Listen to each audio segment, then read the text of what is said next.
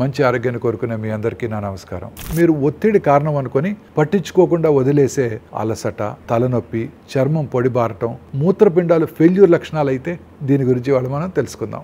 మొన్న మధ్య చూశాను, 35 ఏళ్ళ ఒక స్త్రీ, వర్కింగ్ ఉమెన్, తలనొప్పి, కాళ్ళలో వాపు, తీవ్రమైన అలసటని పని ఒత్తిడి అనుకుని తేలిగ్గా తీసుకుంది. కొంతకాలం తర్వాత ఆమె కొంచెం చర్మం దురద, మూత్రంలో మార్పులు రావడం కనిపించినా కూడా పెద్దగా పట్టించుకోలేదు.